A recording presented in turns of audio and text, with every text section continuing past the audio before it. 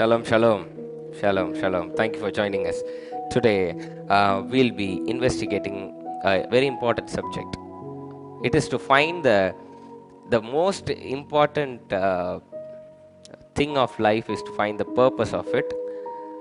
The purpose is different, but to achieve it, we have to do something. Today, we will find what is that. Where can we find our purpose? What is the place that God reveals our purpose? Today we'll discuss it. I want you to find your purpose and strive on it.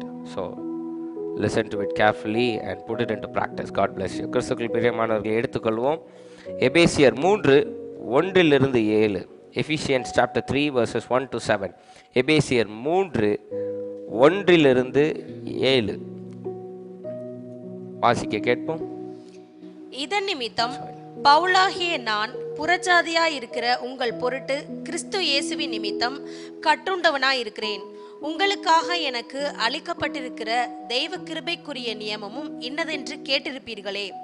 அதேனெனவெனில் புறஜாதிகள் சுவிசேஷத்தினால் உடன் சுதந்திரமாய் ஒரே சரீரத்துக்கு உள்ளானவர்களுமாய் கிறிஸ்துவுக்குள் அவர் பண்ணின வாக்குத்தத்தத்துக்கு உடன் பங்காளிகளாய் இருக்கிறார்கள் என்கிற இந்த ரகசியத்தை அவர் எனக்கு வெளிப்படுத்தி அறிவித்தார். இதை குறித்து நான் முன்னமே சுருக்கமாய் எழுதியிருக்கிறேன். அதை நீங்கள் வாசிக்கையில் கிறிஸ்துவின் ரகசியத்தை குறித்து எனக்கு உண்டாயிருக்கிற அறிவை அறிந்து கொள்ளலாம்.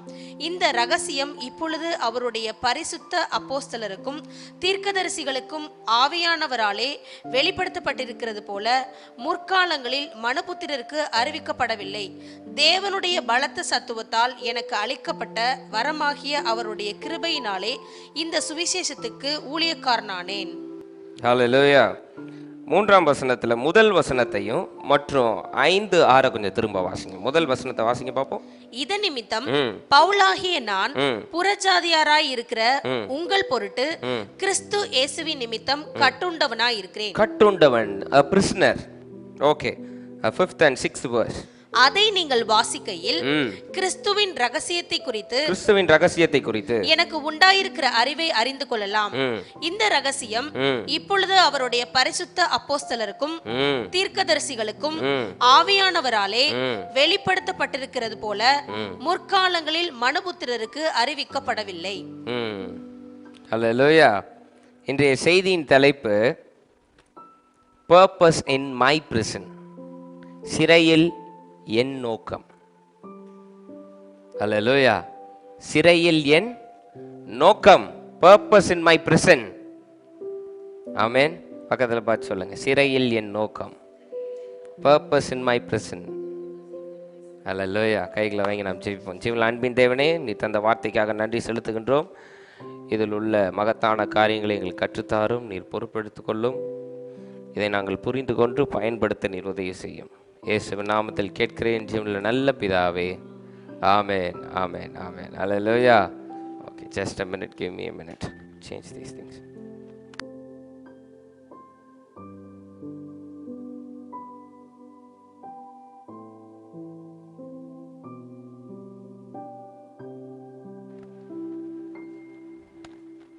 Hallelujah.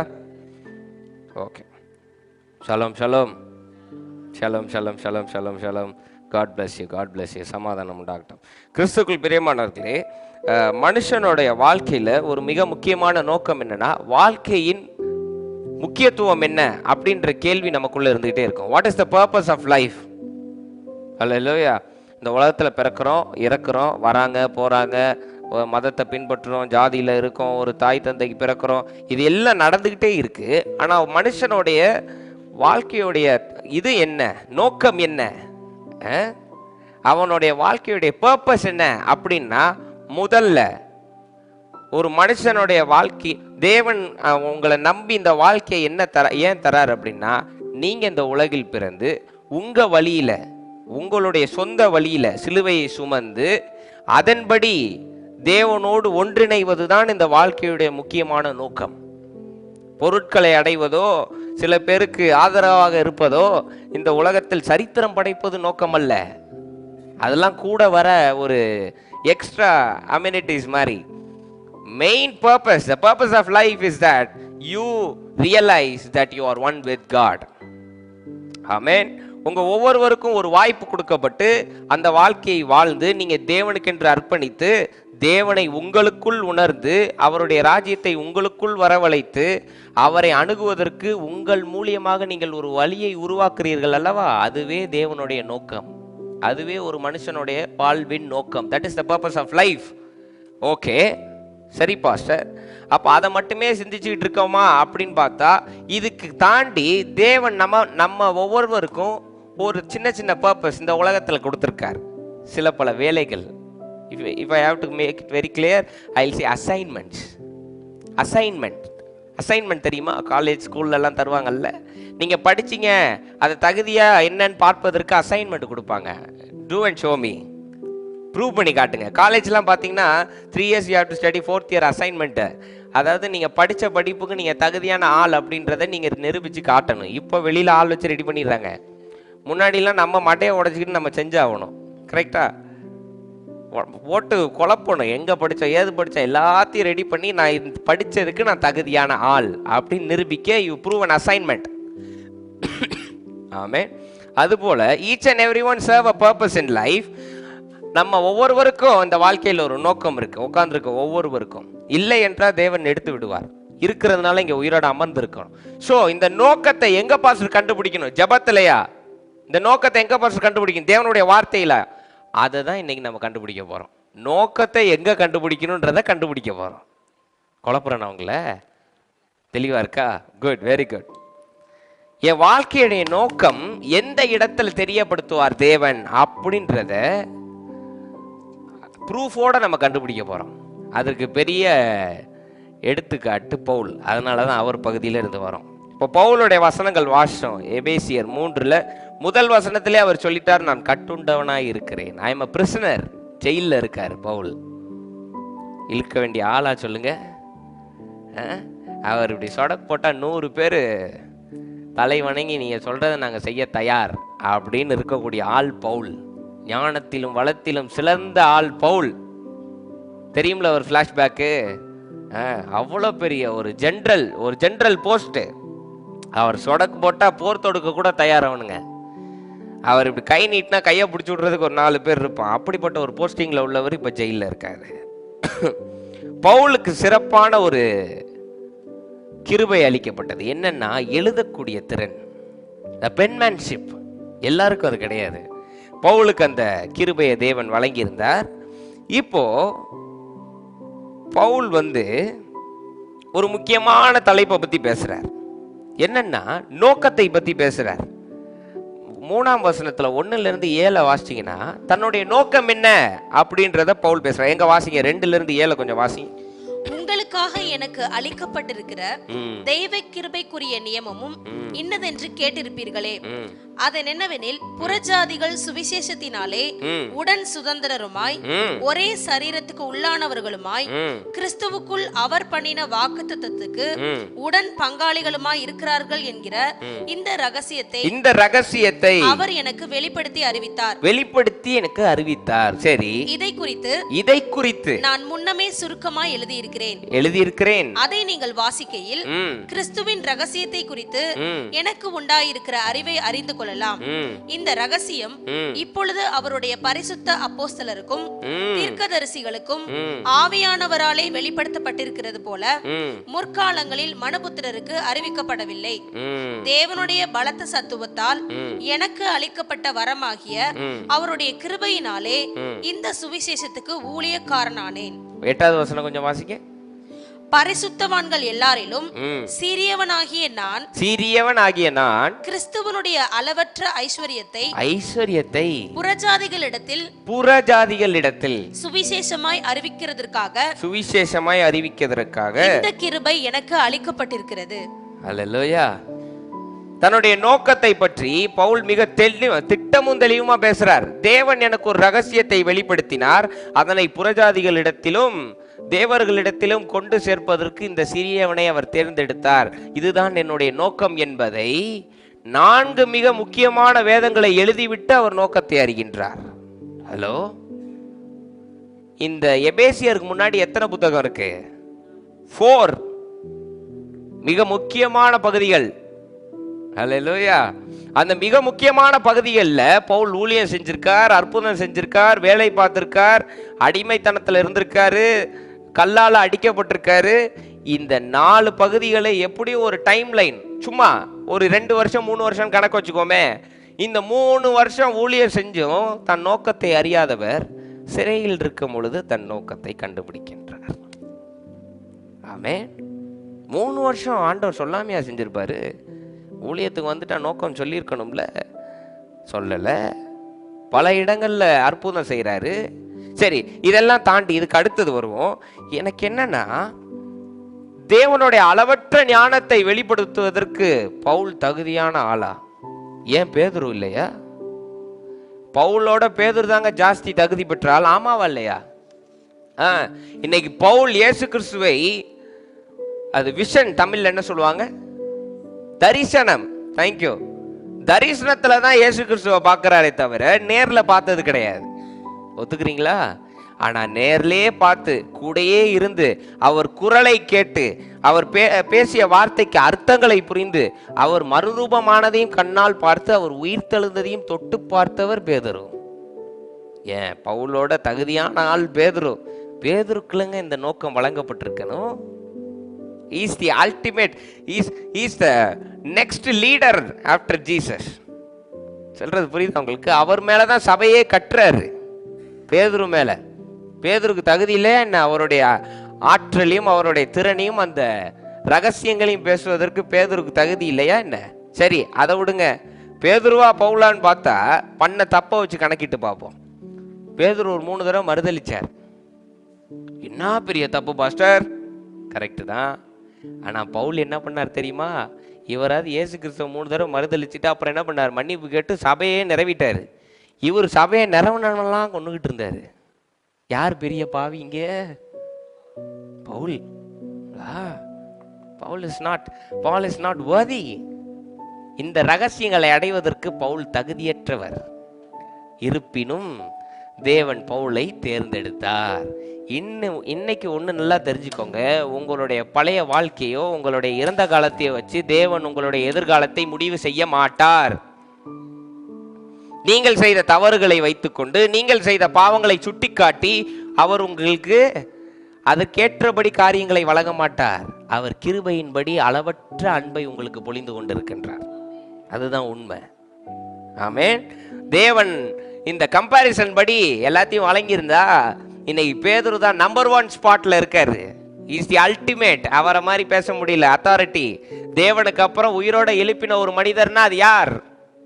பீட்டர், த ராக். பேதுரு.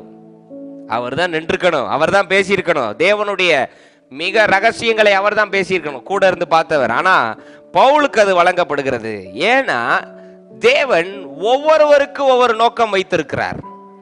Each and everyone has to play a part. எல்லோருக்கும் ஒரே நோக்கம் கிடையாது. என்ன பாஸ்டர் சொல்ல வரீங்க? நான் இன்னும் தெளிவா நான் சொல்றேன், புரியுது? கேட்டுக்கோங்க.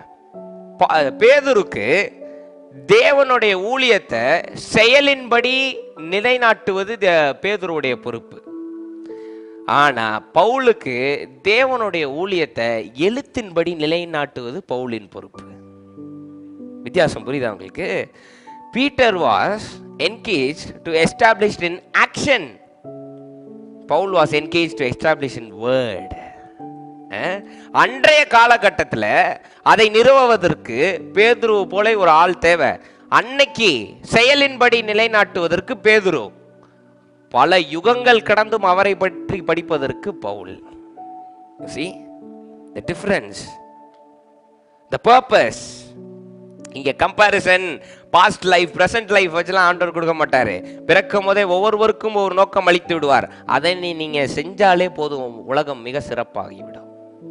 ஏன் இதை நான் சுட்டி காட்டுறேன் அப்படின்னா, இன்னைக்கு இங்க உட்கார்ந்துருக்க ஒவ்வொருவருக்கும் ஒவ்வொரு நோக்கம் அளிக்கப்பட்டிருக்கு. நோக்கம்னு சொல்லப்பட்டா ஊழியம்னு அவசியம் இருக்கணும்னு இல்லை. நல்லா புரிஞ்சுக்கோங்க. இன்னைக்கு தேவனுடைய நோக்கம் எப்பொழுதுமே ஊழியம் தான் எங்கேயுமே கிடையாது. அல்லேலூயா.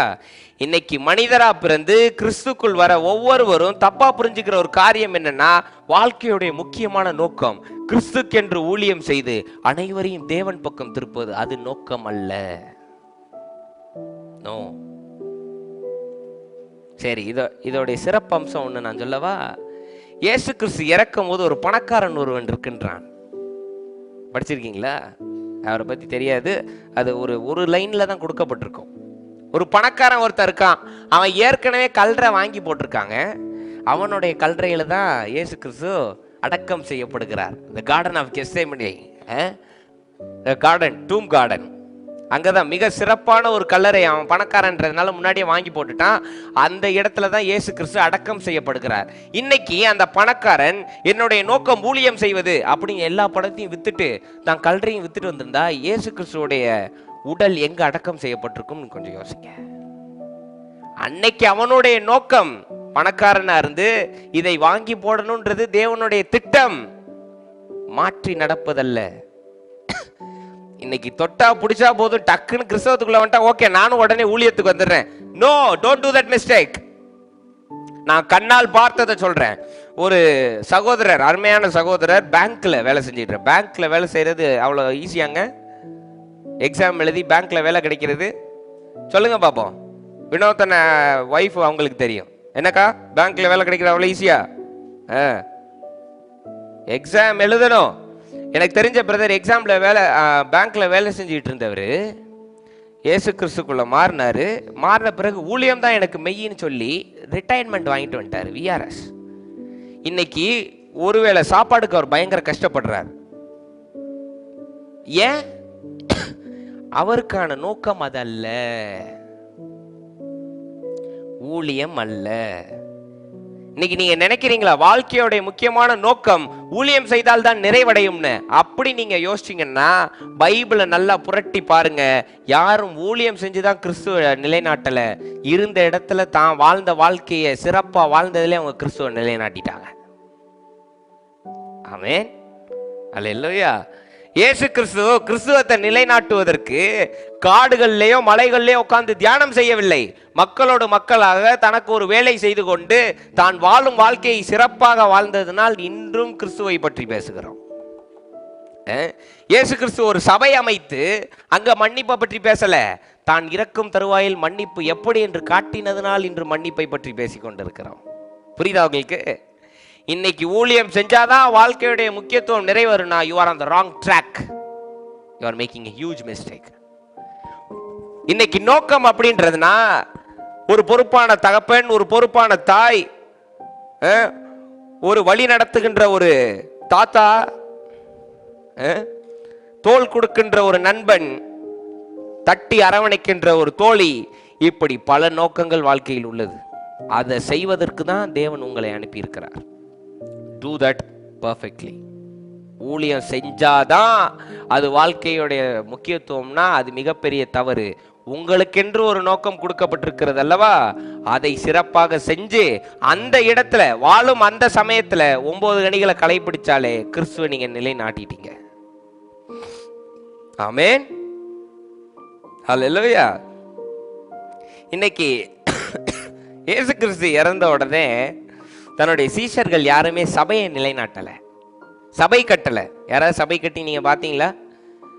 சபை கட்டி பாத்தீங்களான்னு கேட்கிறேன். சபை கட்டி அது என்ன, இது எல் பெத்தேல் அப்படின்னு பேரிட்டு சிசர்லாம் வச்சு கட் பண்ணதை நீங்க பாத்தீங்களா? நோ. போற ஒவ்வொரு இடத்துலையும் தான் கிறிஸ்து சொல்லி கொடுத்ததை வாழ்ந்து காட்டியதினால் கிறிஸ்தவம் என்று நிலைநாட்டப்பட்டது. அல்லேலூயா. இது செஞ்சு காட்டினதுனால நிலைநாட்டப்பட்டது, பேச மட்டும் இல்லை. ஆமென். வாழ்ந்து காட்டியிருக்காங்க. கிறிஸ்து பேசியிருக்காரு, இயேசு கிறிஸ்து செஞ்சு காட்டியிருக்காரு. எங்களாலேயும் முடியும் செஞ்சு காட்டினதுனால இன்னைக்கு கிறிஸ்தவத்திற்கு இவ்வளோ பெரிய ஒரு ஃபவுண்டேஷன். ஆமென். வாழ்க்கையில் நல்லா புரிஞ்சுக்கோங்க. இன்னைக்கு ஸ்டேஜ்ல இருந்து ஒருத்தர் சொல்றாரு உன்னை தேவன் ஊழியத்துக்கு என்று அழைக்கிறார் அப்படின்னா அதற்குன்னு தேவன் உங்க முன்னாடி தோன்றி ஏற்ற வேளையில் உங்களை அழைப்பார். அது வரைக்கும் நீங்க உங்க பர்பஸை நீங்க செய்யுங்க. ஒரு மகனா, ஒரு மகளா, ஒரு தகப்பனா, ஒரு தந்தையா என்ன செய்யணுமோ அதை நீங்க செஞ்சு முடிங்க. அல்லேலூயா. நான் ஒன்று கேட்குறேங்க, இன்னைக்கு ஏங்க தேவன் திருமணத்தை அனுமதிக்கிறார்? திருமணம் செஞ்சுட்டு தேவனை மட்டுமே பார்த்துட்டு உட்கார்ந்துருக்கவா திருமணத்தை அனுமதிக்கிறார்? சொல்லுங்க. இல்ல இல்ல, எதுக்கு அனுமதிக்கிறார்? நீங்க ஒரு சந்ததியை உருவாக்கி அந்த சந்ததிக்கு ஒரு எடுத்துக்காட்டா வாழ்ந்து கிறிஸ்துவுக்குள் கற்றுக்கொண்ட காரியங்களை அவர்களுக்கும் கற்பித்து அதன்படி வாழ்ந்து காட்டி அவர்களை வழிநடத்துவதற்காக உங்களுக்கு அந்த பொறுப்பை ஒப்படைத்திருக்கிறார். ஆமாவா இல்லையா? நான் ஒரு குரூப் கேள்விப்பட்டேன். கல்யாணம் பண்ணிக்குவாங்களாம், ஆனா குழந்தை பெற்றுக்க மாட்டாங்களாம். அப்புறம் எது கல்யாணம் பண்றீங்க? கல்யாணம் பண்ணி ஊழியம் பண்றாங்களாம். இந்த பைத்தியக்காரத்தனம்லாம் வேற ஊர்ல போய் ஆப்கானிஸ்தான்லயோ பாகிஸ்தான்லயோ பண்ணுங்க, அது கிறிஸ்தவம் அப்படின்னு. இந்திய தேசத்துல வேண்டாம். Never do this mistake. இதுதான் உண்மைன்னு யாராவது உங்களை நம்புறதுக்காக மண்டையை கழுவுனாங்கன்னா அவங்க மண்டையை உடச்சு அனுப்பிடுங்க, தப்பே கிடையாது. கல்யாணம் பண்ணுவாங்களா, குழந்தை பெற்றுக்க மாட்டாங்களா? குழந்தை எவ்வளவு பெரிய ஆசீர்வாதம் பைபிள்ல இருக்கு தெரியுமா? கற்பத்தின் கனி யார் இடத்துல இருந்து வருதான்? அப்ப அது எவ்வளவு பெரிய ஆசீர்வாதங்க. ஒன்னு நல்லா பைபிள் வாசிச்ச உங்களுக்கு நல்லா தெரியும். தேவன் ஒருத்தனை ஆசீர்வதிக்கிறார்னா அவன் சந்ததியை ஆசீர்வதிப்பார், அவனுக்கு ஒரு வாரிசை கொடுப்பார். அதுதான் தேவனுடைய ஸ்டைல். பார்த்துருக்கீங்களா? பணத்தையோ பொருளையோ அள்ளி வானத்திலிருந்து கொட்ட மாட்டார். சந்ததியை கொடுத்து அவன் சந்ததியை கடல் மண்ணலத்தனையா ஆக்குவார். பார்த்துருக்கீங்கல்ல? இன்னைக்கு உங்களுடைய பர்பஸ், வாழ்க்கையில் உங்களுடைய பர்பஸ் ஊழியம் செய்யணும். நானும் போய் ஒரு 4 மீட்டிங்ல கலந்து டாக்ஸ் கொடுக்கிறது. That is not the purpose of life. Do your duty full heartedly. இன்னைக்கு ஏனோக்கன நினச்சிக்க கல்யாணம் எத்தனை வருஷம் ஆகுது உங்களுக்கு? 1 வருஷம் ஆகுது. குட். மெர்வின் அவங்க ஒய்ஃப் இருக்காங்க, 1 வருஷம், கிட்டத்தட்ட 1 வருஷம் ஆக போகுது. மெர்வின் கணக்கு வச்சிருக்கான். 8 மாசம் 8 நாட்கள் 8 மணி நேரம் 8 நிமிடங்கள் வேதனையை அனுபவித்துக் கொண்டிருக்கிறேன். நான் சும்மா ஜோக் பண்றேன், அக்கா சீரியஸா எடுத்துக்காதீங்க. உங்களுக்கான பொறுப்பு என்ன தெரியுமா? ஒரு நல்ல கணவனா இருப்பதும் உண்மையான ஒரு மனைவியா இருப்பதும் இருவருக்கிடையே அன்பு பரிமாறி, இதுதான் பொறுப்பு. கல்யாணம் பண்ண உடனே எல்லா சபைக்கும் போய் தலையை இப்படி கொடுக்க கூடாது. வெட்டுங்க எல்லாரும், தகன பலி ஆக்குங்க. இல்ல பிறக்கிற பிள்ளைய யார் ஆண்டவர் உங்கள்கிட்ட தோண்டி சொன்னாரா சபைக்கென்று அர்ப்பணித்து விடுன்னு? இவங்களாவே முடிவு பண்ணி அர்ப்பணிச்சிருவாங்க. அது வரும் பாருங்க, பெரிய ஒரு ஆசீர்வாதமா சபைக்கு, கிறிஸ்தவத்துக்கே ஒரு பெரிய இக்கட்டா வந்து நிற்கும். அது அனுபவம். அதனால எங்க அம்மா கத்தி சிரிக்கிறாங்க. ஆர்சியிலே வீட்டுக்கு ஒரு குருவானவர். உண்மைக்குமா ஏங்க, இன்னைக்கு ஒன்று நல்லா தெரிஞ்சுக்கோங்க. உலகத்துக்கு உபதேசம் பேசிட்டு குடும்பத்துக்கு நல்ல தலைவனா இல்லைன்னு வைங்க, எவனும் மதிக்க மாட்டான். எவனும் மதிக்க மாட்டான். ஆனா குடும்பத்தை கட்டி காத்து ஆழ்ந்தவனை உபதேசம் பண்ணவனோட பெருசா பேசுவாங்க. தெரியுமா தெரியாதா? இன்னைக்கு பெரிய பெரிய வரலாறு படைச்சவங்க இருக்காங்க. அப்துல் கலாம் இருக்கார், அம்பேத்கர் இருக்கார். ஆனா ஒரு கஷ்டத்தை தாண்டி அந்த தகப்பனார் ஒரு குடும்பத்தை நிலைநாட்டி அதை காத்துட்டார்னு வைங்களேன், அம்பேத்கர்லாம் தூக்கி ஓரமாக போட்டு அவரை என்னமோ பெரிய கடவுளுக்கு ஒப்பா பேசுவாங்க.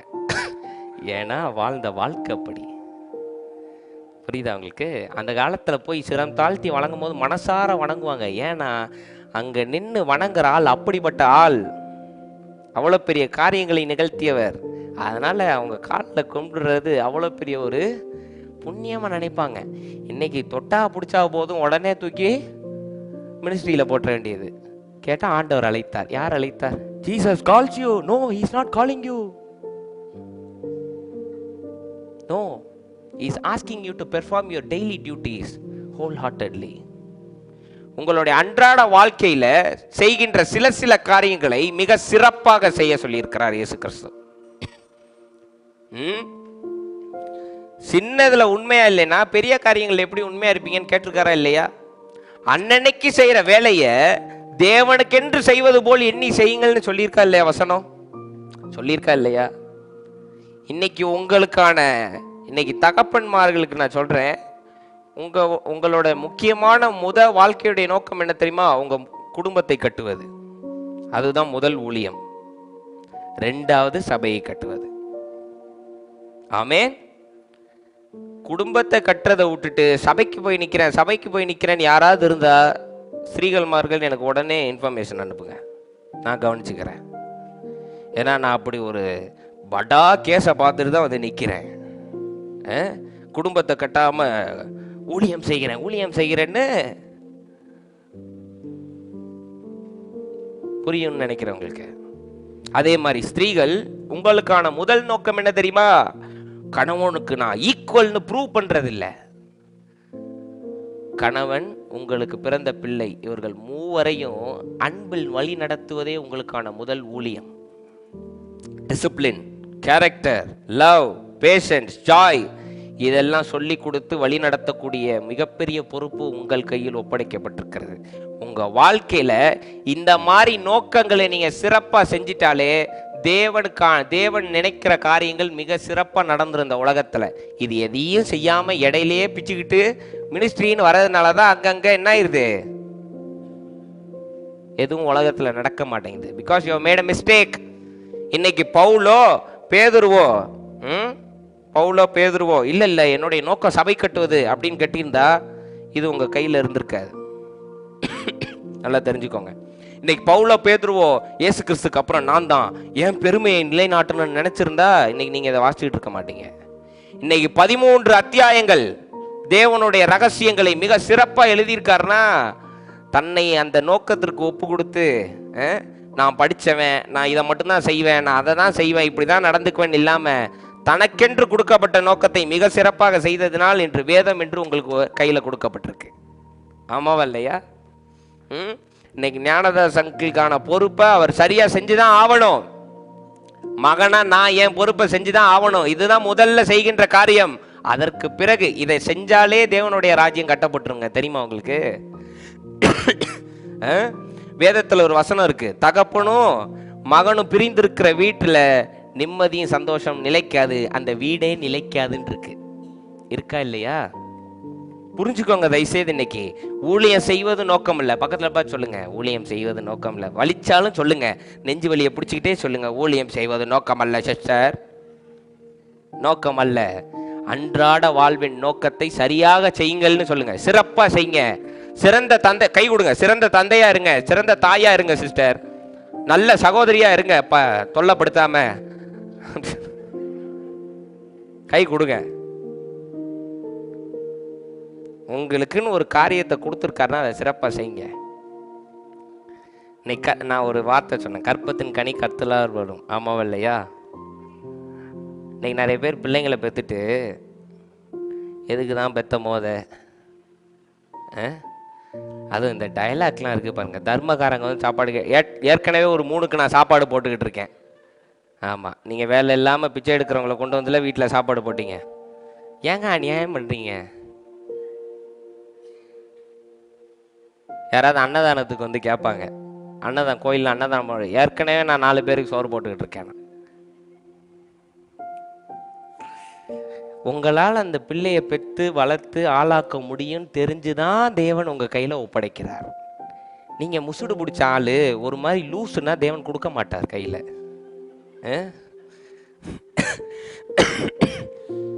புரியுதா?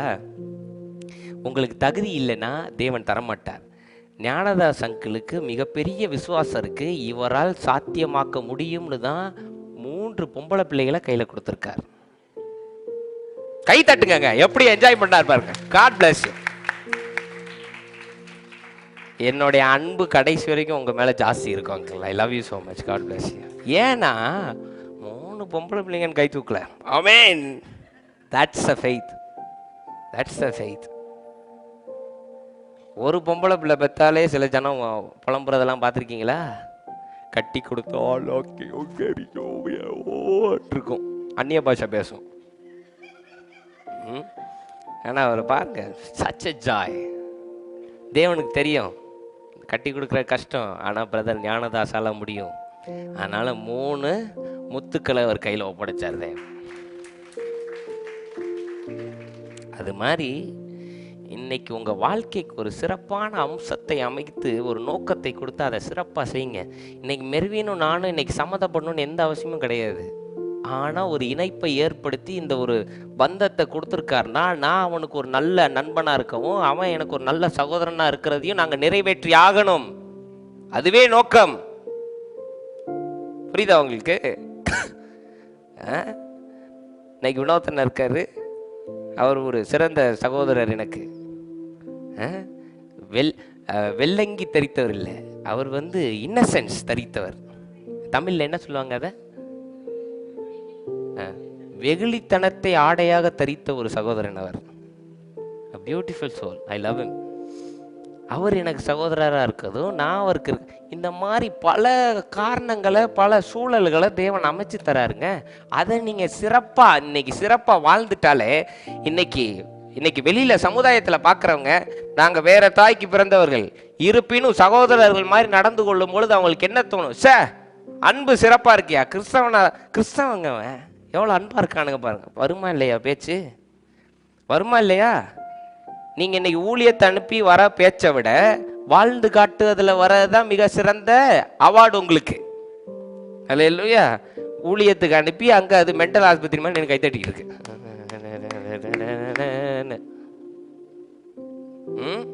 Don't do that mistake. தேவன் உங்களுக்கு தோன்றி கபிரியல் தூதனை அனுப்பி உன் மகனை ஊழியத்துக்கு ஒப்பு கொடுத்துருன்னு சொன்னா மட்டும் செய்யுங்க, இல்லைன்னா செய்யாதீங்க. குருவானவர் ஆக்குறேன், பாதிரியார் ஆக்குறேன், பரிசேயன் ஆக்குறேன், இந்த வேலையெல்லாம் பண்ணாதீங்க, வேண்டாம். சொன்னா செய்யுங்க. சொல்லியும் உங்களுக்கு சந்தேகம் இருந்தா அந்த மகன்ட்டே நீங்க பேசுங்க ஆண்டவரேன்னு ஒப்படைச்சிட்டு வேலைக்கு போயிருங்க. அதை விட்டு அவனை பாதிரியாருக்கு படின்னு அவன் உங்களை கொண்டுட்டு பெரிய இதாக்கிடுவான், பெரிய சைக்கோபாத்தா மாறிடுவான். செய்யாதீங்க. நம்ம சர்ச்சு நடக்கிற இடத்துல நான் ஒருத்தரை பார்த்தேன், புதுசாக அவர் வந்தார். அவர் பேர்லாம் எனக்கு தெரியல, மறந்துருச்சு. நான் ட்ரம்ஸ் வாசிக்கிறேன்னு அவர் பிள்ளைய வாசின்னு ஏன் முன்னாடியே குத்திக்கிட்டே இருப்பார். எனக்கே கோங்கும், எடுத்து அடிச்சிடலாமான்னு. அவனுக்கு வரதை அவ்வளோதாங்க பண்ணுவான். அவனுக்கு கீபோர்டு வாசிக்கணும்னு இருந்தால் மாற்றவா முடியும்? இன்னைக்கு ஜோயலால் கீபோர்டு வாசிக்க முடியுமா ஜோயல்? ஓகே, இன்னைக்கு ஜோயல் அம்மா போய் கால்டன் பாஸ்டர் ட்ரம்ஸ் வாசிப்பார். நீ ட்ரம்ஸ் வாசின்னா அவனுக்கு வரதை தான் அவன் பண்ணுவான். நீங்கள் எல்லாம் இசையில் அப்படியே எல்லாம் கற்றுக்கிட்டீங்களா? உங்கள் பிள்ளைய போட்டு படி. இன்னைக்கு படின்னு சொல்கிற பெற்றோர் எல்லாரும் 100% ரிசல்ட் வச்சுக்கிட்டு இங்கே உட்காந்துருக்கீங்களா?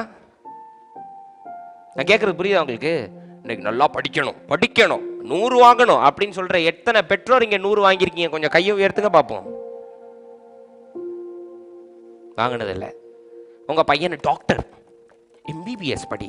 நீங்கள் எம்பிபிஎஸ் படித்து ஒரு 30 வருஷம் சர்ஜனாக இருந்துட்டீங்கல்ல, பிள்ளை எம்பிபிஎஸ் படி. இந்த மண்டுக்கு மேக்ஸே வரமாட்டேங்கி, உனக்கு வந்ததா? வரல. அப்புறம் இந்த ரத்தம் தானே அங்கேயும் ஓடும். அவனுக்கு ஓவியம் வருதுன்னா அதில் அவனை ஊக்குவிங்க. என்னங்க தப்பு இன்னைக்கு? இந்த உலகமே ஒன்று பண்ணுச்சு. ஒவ்வொருத்தனுக்கு, ஒவ்வொரு இளைஞருக்கும் ஒரு நோக்கம் இருந்தது, மிக சிறப்பான காரியங்கள் இந்த உலகத்தில் செய்வதற்கு. ஆனால் இந்த உலகம் என்ன தெரியுமா பண்ணிச்சு? ஒரு காலகட்டத்தில் எல்லாரையும் கொண்டு போய் இன்ஜினியரில் தள்ளிச்சு. இப்போ முக்கால்வாசி இன்ஜினியர் ஃப்ரைட் ரைஸ் கடையில் ஃப்ரைட் ரைஸ் போட்டுக்கிட்டு இருக்காங்க. குறை சொல்லலை, அவங்க கஷ்டத்தை நான் பார்த்ததுனால சொல்கிறேன். எம்பிஏ படித்த ஒரு பையன் மீன் கடையில் வேலை செஞ்சுக்கிட்டு இருக்காப்புல, நான் கண்ணால் பார்த்தேன், அதனால் சொல்கிறேன். அவனுக்கு என்ன வருதோ அதை செய்யுங்க. உங்களுக்குன்னு ஒரு நோக்கம் கொடுக்கப்பட்டிருக்கு இந்த உலகத்தில், வேஸ்ட் பண்ணாதீங்க. மினிஸ்ட்ரி செய்கிறேன்ற ஒரே காரணத்தினால இன்னைக்கு உங்களுக்கு தேவன் கொடுத்த மிக சிறப்பான நோக்கத்தை வேஸ்ட் பண்ணிடாதீங்க. ஆமேன், அல்லேலூயா. இன்னைக்கு இளங்கொண்டனுடைய சிறப்பம்சம் என்ன தெரியுமா? என்ன? அவரை மாதிரி ஓட்ட முடியாது, நம்பி கொடுத்துட்டு தூங்கிட்டு போகலாம். அதே இளங்கொண்டனை நீ ஊழியத்திற்கு அழைக்கப்பட்டிருக்காய், வா ஊழியத்திற்கு அப்படின்னா எப்படி இருக்குன்னு கொஞ்சம் யோசிச்சு பாருங்க. அவர் என்ன பேசுவார்? இளங்கொண்டன்ட்ட நான் சொல்லுவேன், அண்ணன் ஒரு நாள் உங்களை சும்மா பாட்டு பாட ஏற்றி விடுறேன். அவர் சொல்கிற ஒரே வார்த்தை அதுதான், மைக் எடுத்தோடனே நான் அழுதுறேன் தம்பி, வேண்டாம் அப்படின்வார்.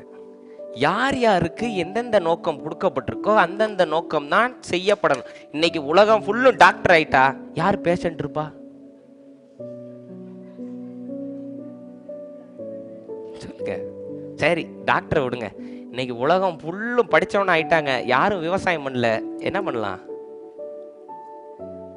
அது இருந்தால் தானே வண்டி ஓடும். சப்பாத்தி சாப்பிட்டுக்கலாம் பாஸ். சரி, அதெல்லாம் வெளிப்படையாக சொல்லலாம். ஒரு உருண்டை சோறு போலேன்னா நைட்டு தூக்கம் வராதுல்ல?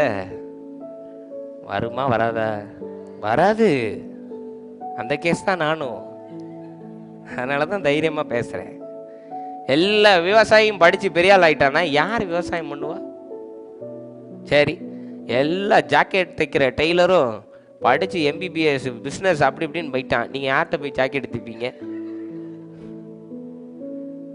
சாரியை சுற்றி அந்த உருண்டை மாதிரி சுற்றிட்டு வர வேண்டியதான் சபைக்கு.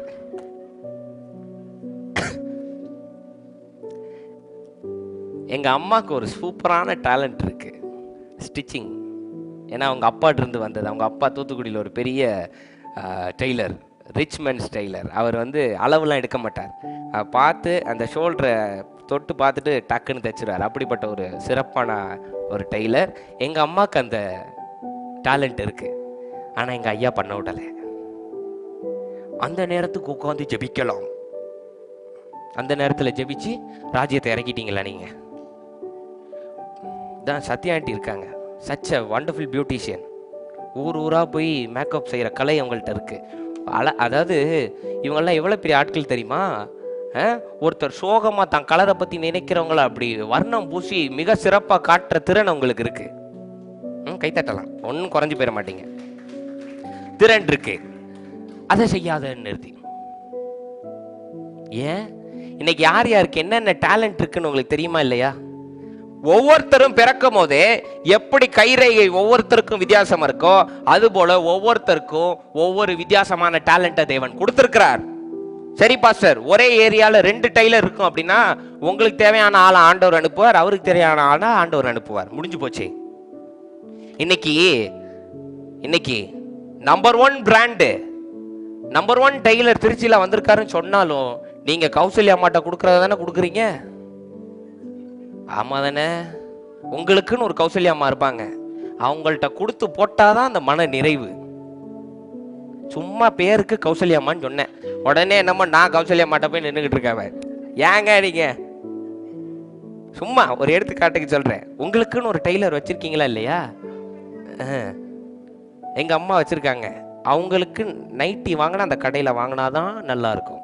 வேற கடையில் வாங்கினா துணி நல்லா இல்லை. நல்ல துணியாக இருந்தாலும் துணி நல்லா இல்லை, ஒரு மாதிரி கட்ட கையா இருக்கு, நீளமா இருக்கு.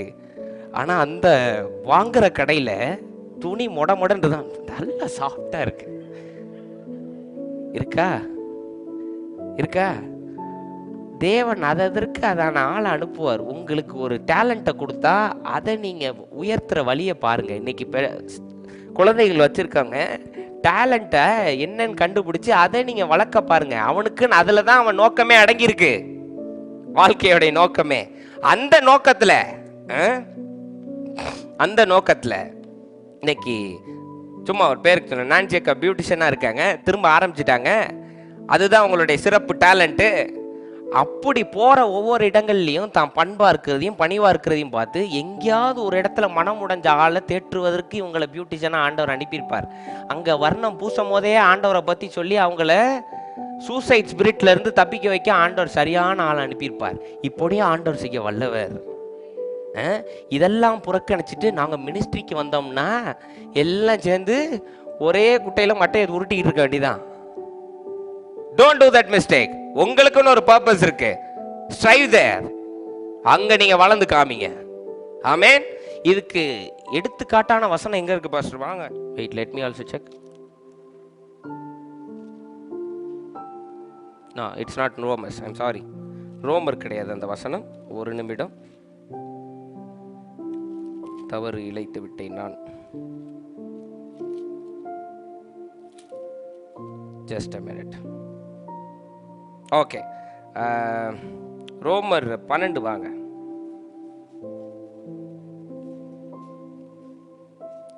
பன்னெண்டுல 3ல இருந்து வாசிங்க. From 3. அல்லாமலும் எனக்கு அருளப்பட்ட கிருபையினாலே 3 to 8. கிருபையினாலே நான் சொல்லுகிறதாவது, உங்களில் எவனானாலும் தன்னை குறித்து எண்ண வேண்டியதற்கு மிஞ்சி எண்ணாமல் அவனவனுக்கு தேவன் பகிர்ந்த விசுவாச அளவின்படியே தெளிந்த எண்ணம் உள்ளவனாய் எண்ண வேண்டும். ஏனெனில் நமக்கு ஒரே சரீரத்தில் அநேக அவயங்கள் இருந்தும் எல்லா அவயங்களுக்கும் ஒரே தொழில் இராதது போல. பாத்தீங்களா எவ்வளவு திட்டமும் தெளிவுமா இருக்கு பாருங்க. ஒரே சரீரத்தில் அவயங்கள் இருப்பினும் எல்லா அவயங்களுக்கும் ஒரே வேலை இல்லாமல், வாசிங்க, அநேகராகிய நாமும் கிறிஸ்துவுக்குள் ஒரே சரீரமாய் இருக்க, ஒரே சரீரமாய் இருப்பினும் ஒருவருக்கொருவர் அவயங்களாய் இருக்கிறோம். பாத்தீங்களா, வாசிங்க தொடர்ந்து. நமக்கு அருளப்பட்ட கிருபையின்படியே நாம் வெவ்வேறான வரங்களுக்குள்ளானவர்களானபடியினாலே நம்மில் தீர்க்க தரிசனம் சொல்லுகிற வரத்தையுடையவன் விசுவாச பிரமாணத்துக்கு ஏற்றதாக சொல்ல கடவன். ஊழியம் செய்கிறவன் ஊழியத்திலும், போதிக்கிறவன் போதிக்கிறதிலும், புத்தி சொல்லுகிறவன் புத்தி சொல்லுகிறதிலும் தரித்திருக்க கடவன். பகிர்ந்து கொடுக்கிறவன் வஞ்சனை இல்லாமல் கொடுக்க கடவன். பாத்தீங்களா, முதலாளியானவன் ஜாக்கிரதையா இருக்க கடவன். இரக்கம் செய்கிறவன் உற்சாகத்துடனே செய்ய கடவன். சூப்பரான வர்ஸ். ஆமா வல்லையா, எவ்வளவு ஒரு ஞானமா பேசியிருக்காரு பாருங்க பவுல். அதனாலதான் அவர்கிட்ட அந்த பொறுப்பு கொடுக்கப்பட்டுச்சு. ஒரு வார்த்தைய உவமையாகவும் சரி, சரியான ஒரு எடுத்துக்காட்டோட கம்பேர் பண்ணி பேசக்கூடிய ஞானவான் பவுல். அதனால தான் எழுத்து திறமையை அவர்கிட்ட தேவன் ஒப்படைச்சார். எழுதுகின்ற அந்த பொறுப்பை தேவன் ஒப்படைச்சார். எப்படி எழுதியிருப்பாரு பாருங்க, தேவனுக்குள் நாம் எல்லாம் ஒன்று, கிறிஸ்துக்குள் எல்லாம் ஒன்று, ஆனா அவயங்களாக செயல்படணும். இன்னைக்கு கை மூச்சு விட முடியுமா? மூக்கு தான் மூச்சு விட முடியும். ஆனா ஒரே மாம்சம் பாருங்க, இது அது வேலையை செய்யும், இது அது வேலையை செய்யும். ஆமாவா இல்லையா? அதுபோல இன்னைக்கு எவ்வளவு தெளிவா இருக்கு பாருங்க. பகிர்ந்து கொடுக்கிறவன், அதாவது ஸ்டிஞ்சினஸ், அந்த ஒரு இது இல்லாம பகிர்ந்து, பாகுபாடு இல்லாம பகிர்ந்து கொடுக்கட்டும். முதலாளியா இருக்கிறவன் ஜாக்கிரதையா இருக்கட்டும். அது மீண்டும் ஒரு முறை வாசிங்க, மிக அழகான வாசனம், குறிச்சுக்கோங்க யாரா இருந்தாலும். புத்தி சொல்லுகிறவன் புத்தி சொல்லுகிறதிலும், 5வது வசனத்துல இருந்து வாசிங்களேன், ரொம்ப பிரமாதமா இருக்கு, வாசிங்க பாப்போம். அநேகராகிய நாமும் கிறிஸ்துவுக்குள் ஒரே சரீரமாய் இருக்க, ஒருவருக்கொருவர் அவயங்களாய் இருக்கிறோம். நமக்கு அருளப்பட்ட கிருபையின்படியே நாம் வெவ்வேறான வரங்களுக்குள்ளானவர்களானபடியினாலே நம்மில் தீர்க்க தரிசனம் சொல்லுகிற வரத்தையுடையவன் விசுவாச பிரமாணத்துக்கு ஏற்றதாக சொல்ல கடவன். அவன் அந்த நீதியின்படி செய்யட்டும். ஓகே, அடுத்து ஊழியம் செய்கிறவன் ஊழியத்திலும், போதிக்கிறவன் போதிக்கிறதிலும், புத்தி சொல்லுகிறதிலும் தரித்திருக்க கடவன். பகிர்ந்து கொடுக்கிறவன் வஞ்சனை இல்லாமல் கொடுக்க கடவன். முதலாளியானவன் ஜாக்கிரதையா இருக்க கடவன். இரக்கம் செய்கிறவன் உற்சாகத்துடனே செய்ய கடவன். அவ்வளவுதாங்க. எவ்வளவு சிறப்பான அம்சங்களை பவுல் எழுதியிருக்காரு பாருங்க, தேவனுடைய அம்சங்கள். இப்படிதான் ஒவ்வொருத்தருக்கும் உங்க வாழ்க்கையில ஒரு நோக்கம் கொடுக்கப்பட்டிருக்கு. அதை விட்டுட்டு வேற செய்யறேன்னு யார் சொல்றதையும் கேட்டு செய்யாதீங்க. இன்னைக்கு எத்தனை பேருக்கு ரத்தத்தை பார்த்தா ஒரு மாதிரி வரும்? ரத்தத்தை பார்த்தா ஒரு மாதிரி மண்டையெல்லாம் அப்படி பேசுற வரைக்கும் பேசுவாங்க. தொட்டா தீ பாஞ்சா புலின்னு வாங்க, ரத்தத்தை பார்த்தா டம்முன்னு விழுந்துருவாங்க. வருமா? ரத்தத்தை பார்த்தா ஒரு மாதிரி. சில பேருக்கு அந்த சகிக்கிற தன்மையை கொடுக்கிறவங்க தான் நர்ஸாவோ டாக்டராவோ மாறுறாங்க. புரியுதா உங்களுக்கு? இன்னைக்கு ஏழைகளை நேசிக்கிற தன்மை சில பேருக்கு தேவன் கொடுத்துருப்பார். சில பேர் பார்த்தீங்கன்னா தனக்கு இல்லைனாலும் அவன் கொடுத்துட்டு போயிட்டே இருப்பான். அவனுடைய சிறப்பம்சம் அது. அது மாதிரி இன்னைக்கு ஒவ்வொருத்தருக்கும் ஒரு நோக்கம் கொடுத்திருக்கிறார். அதனை செய்தால் போதும். இதுல ஒன்று நல்லா குறிப்பிட்டுறேன், நீங்க ஒரு நல்ல தாயா இருக்கணும் தேவன் நியமிச்சிருந்தா அதை சிறப்பாக செய்யுங்க. அதுவே நீங்க செய்கின்ற ஊழியம். என்ன பாஸ்டர் சொல்ல வரீங்க? இதுல என்ன ஊழியர்? உங்க பிள்ளையை நீங்க நீதியின்படியும் தர்மத்தின்படியும் வழி நடத்திட்டீங்கன்னு வைங்க, எத்தனை யுகங்கள் கடந்து எத்தனை அந்த வம்சவழிகள் பல வம்சங்கள் கடந்தாலும் உங்களுடைய பேர் நிலைச்சு நிற்கும். இன்னைக்கு ஆபிரகாமுக்கு அப்புறம் ஈசாக்கு வந்தாரு, ஈசாக்கு அப்புறம் யாக்கோப் வந்தாரு. யார் வந்தாலும் அவங்க சொல்லக்கூடிய ஒரே வார்த்தை, ஆபிரகாமின் தேவன் தான் செய்த வேலை எப்படி, தான் கொடுத்த நோக்கத்தை நிறைவேற்றினது எப்படி. ஒரு சிறந்த தந்தையாக, விசுவாசம் உள்ள தந்தையாக தன்னுடைய மகனுக்கு மட்டுமல்லாமல் ஒரு முழு தேசத்திற்கும் இருக்க வேண்டும் என்பது கடமை செய்து காட்டினார். இன்று வரை ஆபிரகாமின் சந்ததின்னு தாங்க சொல்றாங்க. அது மாதிரி உங்களுக்கு சிறந்த தந்தையா இருக்கணும், ஒரு சிறந்த தாயா இருக்கணும், அதை மட்டும் நீங்க செய்யுங்க. அதுதாங்க ஊழியம், அதுதாங்க ஊழியம். இன்னைக்கு கணவன் மனைவி சண்டையை போட்டு நீ சம்பளம் வாங்கிய நானும் சம்பளம் வாங்குறேன், நீயா நானா போட்டு என்னங்க கண்டீங்க? நீங்க மாறி மாறி சண்டையை போட்டு 2 பேரும் சம்பாதிச்சு இஎம்ஐ கட்டிக்கிட்டு இருக்கீங்க. அது அது நோக்கம் கிடையாதுங்க. இன்னைக்கு உங்களுக்கு நீங்க வேலை செய்யணும்னு இருந்தா தேவன் அதற்கான வழியை உண்டாக்குவார். ஆனா சிறந்த தந்தை தாயா இருக்கணும்னா அதை நீங்க செய்யுங்க அந்த ஊழியத்தை. கணவன் வெளியில போய் வேலை செஞ்சுட்டு சோர்வா உலகத்துடைய பிரச்சனைகளை தூக்கிட்டு வரும்போது அந்த பாரத்தை தட்டி அரவணைச்சு அப்படி அவரை மீண்டும் தேற்றுற ஒரு மிகப்பெரிய சக்தி உங்கள்கிட்ட தாங்க உண்டு. இன்னைக்கு வரலாறுல மிக மிக பெரிய போர் எங்க ஆரம்பிச்சது தெரியுமா? அரசனுடைய மனைவி என்னைக்கு அந்த இதை முடிச்சிருன்னு சொல்றாள் அன்னைக்கு தான் போரே ஆரம்பிச்சது. மனைவிக்கு அவ்வளோ ஒரு பவர் இருக்கும்போது ஸ்திரீயான நீங்கள் உங்களுக்கு கொடுக்கப்படுகிற சின்ன வேலையா இருக்கட்டுமேங்க சிறப்பாக செய்யுங்க, தப்பே கிடையாது. இன்னைக்கு அலெக்சாண்டர் அங்கிள் வந்து கார்பெண்டிங் பண்ணுவார். அவரை மாதிரி பண்ண முடியாது, சூப்பரா ரொம்ப பிரமாதமாக பண்ணுவார். இன்னைக்கு எனக்கு வந்து நல்லா மியூசிக் வாசிக்க தெரியும். எனக்கு எந்த அளவுக்கு கொடுக்கப்பட்டிருக்கோ அதை நான் நல்லா செய்கிறது தான் என்னுடைய ஒரு நோக்கம், அவ்வளோதான். இது மாதிரி உங்க ஒவ்வொருவருக்கும் நோக்கம் கொடுக்கப்படும் பொழுது அதனை சிறப்பாக சரியாக செய்யுங்க. ஆமென். ஓகே, இதை மிக சிறப்பாக செஞ்சுக்கிட்டு இருந்தவர் பவுல் அதுபோல தன்னுடைய நோக்கத்தை கண்டுபிடிக்கிறார். ஊழியம் செஞ்சார், அற்புதம் செஞ்சார். தீவோடைய அதிபதிக்கு போய் ரொம்ப உடம்பு முடியா இருக்கும்போது தன் கையை வச்சு ஜோம் பண்ணோடனே உடம்பு ஃபுல்லு சரியாகுது. பாம்பு கடிச்ச கையிலே அற்புதத்தை செய்கிறார். அற்புதம் செய்கிறார், பேசுறார், கல்லடி வாங்குறார், ஜெயில இருந்து தப்பிக்கிறார். இது அனைத்தையும் செஞ்சுமே தனக்கான நோக்கத்தை அவர் இன்னும் புரிஞ்சு கொள்ளல. ஆனா இந்த இடத்துல எப்படி நம்ம இப்போ நமக்கான நோக்கத்தை அறிகிறோமோ அது போல பவுல் புரிகிறார்.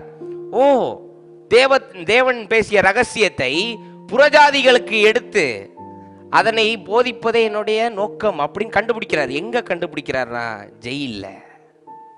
ஹலோ, ஓடிக்கிட்டே இருக்காரு, தன்னுடைய நோக்கம் என்னன்னு தெரியாம ஓடிக்கிட்டே இருக்கும்போது ஜெயில தூக்கி போடுறாங்க. ஒண்ணு தெரியுமா உங்களுக்கு? ஏதாவது ஒண்ணு செஞ்சுக்கிட்டே இருக்கும் போது நம்மள்ட்ட இருக்கிறதே நம்ம மறந்துடுவோம். இளங்கொன்னிட்ட ஒரு காரியம் கொடுத்தோன்னு வைங்க, பாக்கெட்லேயே வச்சிருப்பாரு, ஆனா வெளியில எங்கேயோ தேடிக்கிட்டு இருப்பாரு. எங்கன்னு பார்த்தா கிடையாது, பாக்கெட்ல இருக்கும். நம்மளுக்கே அதை செஞ்சிருக்கோமா இல்லையா? சீப்பை மண்டையிலே வச்சுட்டு சீப்பெங்க என்னமோ அது 12 கோடி ரூபா சீப்பை எவனோ தூக்கிட்டு போன மாதிரி சீப்பை காணும். 12 ரூபா சீப்புக்கு சீப்பை காணும். கடைசியில் பார்த்தா கண்ணாடியில் தெரியும் தலையில இருக்கு. செஞ்சிருக்கோமா இல்லையா? நான் ஒரு வீடியோ பார்த்தேன். ஒரு சகோதரர் வந்து கூட்டிக்கிட்டு இருக்கும் போது ஏதோ ஒரு ஞாபகத்தில் இப்படி கையில் வச்சுட்டு முறத்தை காணுமா. அப்புறம் இங்கே இருந்தா நீங்க செய்யறோமா இல்லையாங்க? ஏன்னா கவனம் வேற எங்கேயோ செதறி போயிருக்கு.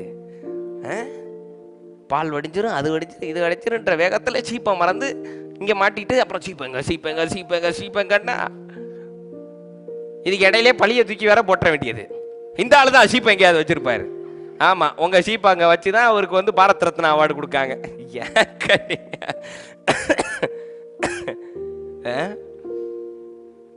எதுக்கு சொல்ல வரேன்னா, வெளியில செஞ்சுக்கிட்டே இருக்கும் போது நமக்குள்ள உள்ளதை நம்ம மறந்துடுவோம். அதுதான் தன்மை. வெளியில பிரச்சனைகளையே கவனிச்சுக்கிட்டு இருக்கும் போது உங்களுக்குள்ள உள்ள தேவன் எவ்வளவு பெரியவர்னு இன்னைக்கு மறந்துடுறோம். ஹலோ, இன்னைக்கு வெளியில பிரச்சனையே பெருசா பார்த்துக்கிட்டு இருக்க நமக்கு இந்த பிரச்சனையெல்லாம் தூக்கி சாப்பிட்ட தேவன் எனக்குள்ள இருக்காருன்றதை மறந்துடுறோம். அதனாலதான் தவறி போய் விழுந்துடுறோம். அதுபோல பவுல் ஓடிக்கொண்டே இருக்கார், ஊழியம் செஞ்சுக்கிட்டே இருக்கார், பரப்பிக்கிட்டே இருக்கார், தேவனை பத்தி பேசிக்கிட்டே இருக்கும் போது தன்னுடைய நோக்கத்தை அவருக்கு உட்கார்ந்து புரிகிற அளவுக்கு நேரம் இல்லை. தனக்குள்ள என்ன உண்மையான தன்மை, தன்னுடைய நோக்கம் என்னன்னு தெரியறதுக்கு நேரம் இல்லை. ஓடிக்கிட்டே இருக்கார். ஓடிக்கிட்டு இருந்த அவரை இயேசு கிறிஸ்து தான் நோக்கம் தெரியணுன்றதுக்காக என்ன பண்றார்? தூக்கி ஜெயிலில் போடுறார். ஜெயிலில் ஊழியம் பண்ண முடியாது, எவன்ட்டையும் பேச முடியாது, யாரையும் பார்க்க முடியாது.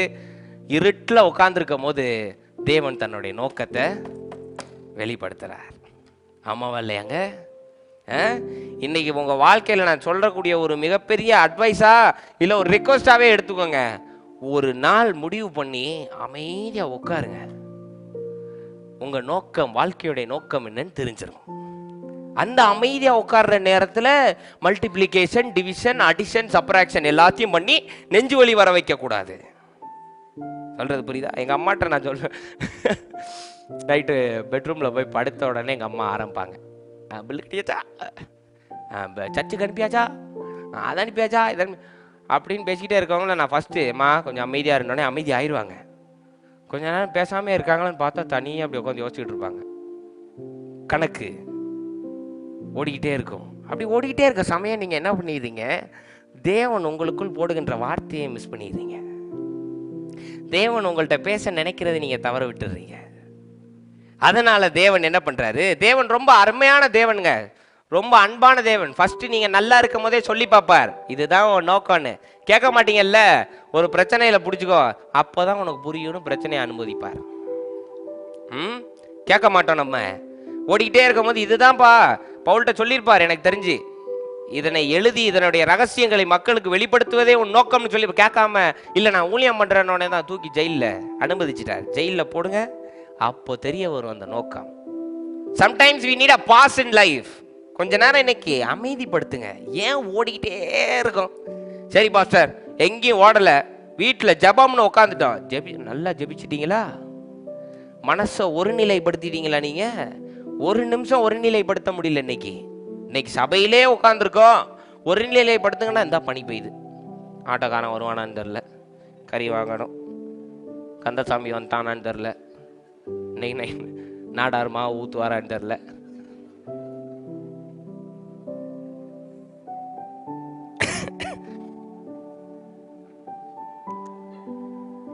ஒருநிலைப்படுத்த முடியல நம்மளால இன்னைக்கு ஒரு ஜெப நேரத்துல. இத்தனைக்கும் இயேசு கிறிஸ்து சொல்றார், நீ ஜெபிக்கும் பொழுது அரைக்கதவை பூட்டிக்கொண்டு அந்தரங்கத்தில் இருக்கும் பிதாவிடத்தில் ஜெபம் பண்ணுன்னா அங்கேயும் முடியல. அங்கேயும் போய் அதே நாடார் கதை தான் ஓடிக்கிட்டு இருக்கு. நாடார் மாவு போடணும், ஆண்டவரே நாளைக்கு காய்கறி வாங்கணும், சந்தையை கரெக்டாக போட்டுடணும், நான் சந்தைக்கு போகும்போது மழை பெய்யக்கூடாது. இப்படி பவுல் ஓடிக்கிட்டே இருக்காரு. ஜெயிலில் தூக்கி போட்டாங்க. சரிங்க, ஜெயிலில் தூக்கி போட்ட பவுல் எதற்காக ஜெபம் செஞ்சிருக்கணும்? ஆண்டவரே என்னை ஜெயிலில் இருந்து விடுவீங்க, ஆண்டவரே என்னை வெளியே கொண்டு வாங்கன்னு ஜெபம் பண்ணியிருக்கணும். ஆனால் பவுல் அதை செய்யலை. தான் வாழ்க்கையோடைய முக்கியமான அடுத்த 30-40 வருஷத்துக்கு நான் என்ன செய்யணுன்ற நோக்கத்தை ஜெயிலில் கண்டுபிடிச்சார் பவுல்.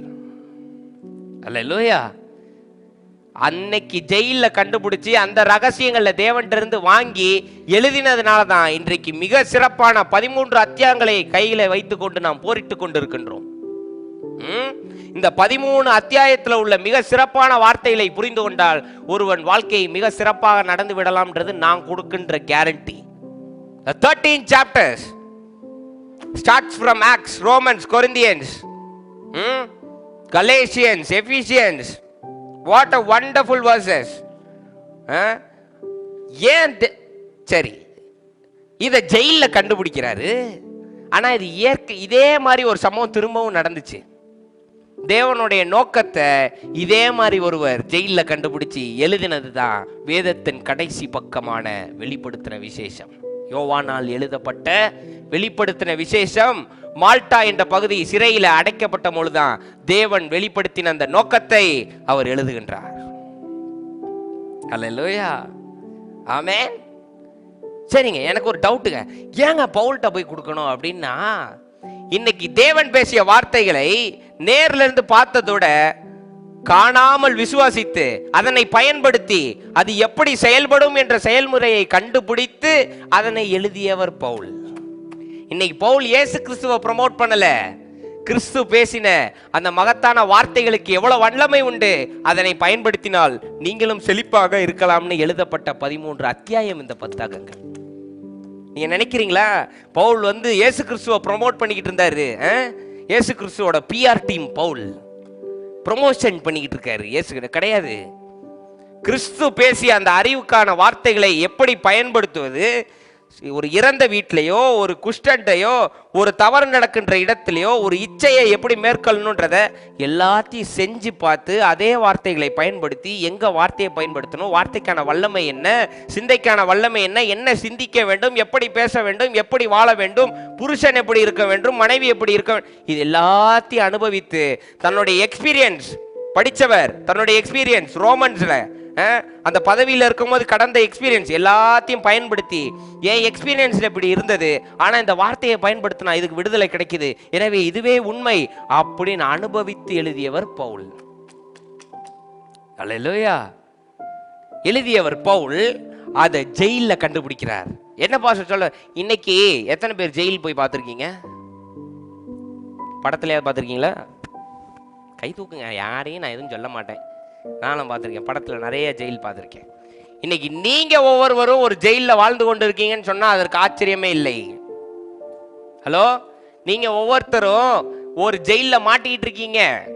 என்ன பாஸ்டர் சொல்றீங்க? நாங்க நல்ல விடுதலையா இருக்கோம், பாருங்க ஃப்ரீயா இருக்கோம் பாஸ்டர். இல்ல, இந்த இடத்துல மாட்டிருக்கீங்களே. இன்னைக்கு ஒரு எண்ணமோ, இன்னைக்கு ஒரு வியாதியோ, இன்னைக்கு யாரோ சொன்ன ஒரு சொல்லுக்கோ நீங்க மாட்டிக்கொண்டு இருக்கீங்களே, அதுதான் உங்களுக்கான சிறை. இன்னைக்கு ஏதோ வாழ்க்கையில ஒரு சிறையில மாட்டிருக்கீங்க. இன்னைக்கு மார்ட்டின் அங்கிளுக்கு ஒரு ஃபீவர் வந்தது. அப்போதைய சிறை அதுதான். கரெக்டா அங்கிள்? அதுல இருந்து விடுதலை பெறணும். ஆனா தேவன் அந்த சிறையை அனுமதிச்சு, அந்த சிறை அந்த பலவீனத்துல இருக்கும் போதுதான் மார்ட்டின் அங்கிளுடைய பலன் இன்னும் எவ்வளவு தூரம் போக முடியும், இன்னும் எவ்வளவு தைரியமா இருக்க முடியும், இன்னும் எவ்வளவு தைரியமா எதிர்கொள்ள முடியும்ன்றதை தேவன் வெளிப்படுத்துவார். ஹல்லேலூயா, ஆமென். இன்னைக்கு வரலாறு படைச்ச யாருமே பொருட்களையும் பணங்களையும் வச்சுட்டு வரலாறு படைக்கல. இல்லாம ஆரம்பிச்சு அதனுடைய சுவையை ரசிச்சு அவங்களுடைய பலத்தை அனுபவிச்ச பிறகுதான் வரலாறே படைச்சாங்க. ஆமாவா இல்லையாங்க? கோலியாத்தை அடிக்க தாவீது இறங்கும் போது என்ன பெரிய பெரிய ஈட்டியும் அம்பியுமா கொண்டுட்டு போனாரு? கிடையாது. அன்னைக்கு அவ்வளவு பெரிய எதிரிக்கு நிற்கும் போதுதான் தான் பலம் என்ன அப்படின்னு அவருக்கு தெரிய வந்தது. அந்த நாட்டை ஆளக்கூடிய அளவுக்கு அவனுக்கு தகுதி இருக்குன்னு அன்னைக்கு அந்த பிரச்சனையில தான் அவருக்கே தெரிய வந்தது. ஆமாவா இல்லையா? இன்னைக்கு உங்களுக்குன்னு ஒரு சிறை இருக்கு பாருங்க. கடனா இருக்கட்டும், வியாதியா இருக்கட்டும், உடல்ல ஒரு பலவீனமா இருக்கட்டும், சிந்தையில ஒரு எண்ணமா இருக்கட்டும், யாரோ பேசின நம்மளை தவறா பேசின ஒரு வார்த்தையா இருக்கட்டும், அதுதான் உங்களுக்கான சிறை. இன்னைக்கு எத்தனை பேர் மாட்டியிருக்கோம் சொல்லுங்க? இன்னைக்கு குடும்பங்கள் இங்க இருக்கீங்க, குடும்பத்தில் ஏதோ ஒரு பிரச்சனையப்போ ஒரு வார்த்தை பேசிட்டாங்கங்க. இன்னைக்கு வரைக்கும் ஞாபகம் இருக்கா இல்லையா? ஞாபகம் இருக்கா இல்லையா? அதுதான் சிறை. ஆமாவா இல்லையா? அதுதான் சிறை. சரி, நான்சி அக்காவே எடுக்கிறான், பிரச்சனை வராது. நான்சி அக்கா இருக்காங்க, குடும்பத்தில் ஏதோ சொல்லிட்டாங்க நான்சி அக்காவை. இப்போ அந்த சிறை மண்டையில் ஓடிட்டே இருக்கு. இவன் இப்படி கேட்டுட்டானேன்னு இருக்கும்போது தேவன் அந்த இடத்துல தான் பொறுமையாக இருக்க கற்றுக் கொடுப்பார். பொறுமையாக இருந்து அன்பை வெளிப்படுத்தி கிறிஸ்துவை எப்படி நிலைநாட்டணுன்ற நோக்கத்தை உங்களுக்கு தெரியப்படுத்துவார். ஆமாவா இல்லையா? ஆமாவா இல்லையாங்க? இன்னைக்கு அது மாதிரி உங்களுக்கு ஒரு பிரச்சனை அனுமதிக்கப்பட்டிருக்குன்னா தயவுசெய்து ஆண்டவர் என்னைய கோச்சிக்கிட்டார், நான் செய்த பாவத்திற்கான பலன் இது அப்படின்னு நினைக்காதீங்க. தேவன் அந்த சிறையை அனுமதிச்சிருக்காருன்னா அங்கிருந்து எங்கேயோ பெரிய இடத்துக்கு உங்களை கொண்டு போக போறார். அந்த சிறையில உங்க நோக்கத்தை தெரியப்படுத்துறதுக்கு தான் அனுமதிச்சிருக்காருன்னு நல்லா புரிஞ்சுக்கோங்க இன்னைக்கு. ஆமென். இன்னைக்கு வாழ்க்கையில ஒரு பிரச்சனை இருக்கு அப்படின்னா, இன்னைக்கு எத்தனை பேருக்கு வாழ்க்கையில பிரச்சனை இருக்கீங்க? உண்மையை ஒத்துக்கணும். ரொம்ப விசுவாசமா இல்ல, நாங்க எல்லாத்தையும் கடந்துருவோம் கையில. நான் கேட்டதுக்கு பதில் சொல்லுங்க. எத்தனை பேருக்கு பிரச்சனை இருக்கு? பக்கத்துல கை கொடுங்க. கர்த்தர் ஆசீர்வதிக்கட்டும். கை கொடுங்க, கை கொடுங்க. ஏனோக்க நான் கை தூக்குறாரு. என் மனைவியே பிரச்சனை பாஸ்டர். கை கொடுங்க. ரொம்ப சிறப்பு. சிறையை அனுபவிச்சிருக்காரா தேவன்? ரொம்ப சிறப்பு.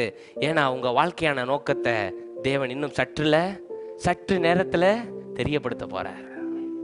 அல்லேலூயா, ஆமென். இன்னைக்கு ஒரு பிரச்சனையை அனுமதிக்கும் போது தாங்க நம்ம எவ்வளவு தகுதி பெற ஆள்னு நமக்கு தெரியும். நம்மளால எவ்வளவு தூரம் போக முடியும். அல்லேலூயா.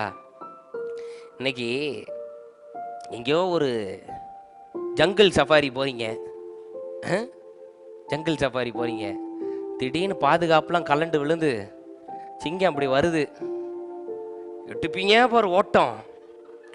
சும்மா கால் நொண்டி நொண்டி வந்த அம்மா ஓடும் உசைன் போல்ட் மாதிரி. அந்த பிரச்சனையில தான் தெரியும் வலிய காலில் இல்லை மனசுல. ஆமாவா இல்லையா? ஆமாவா இல்லையா?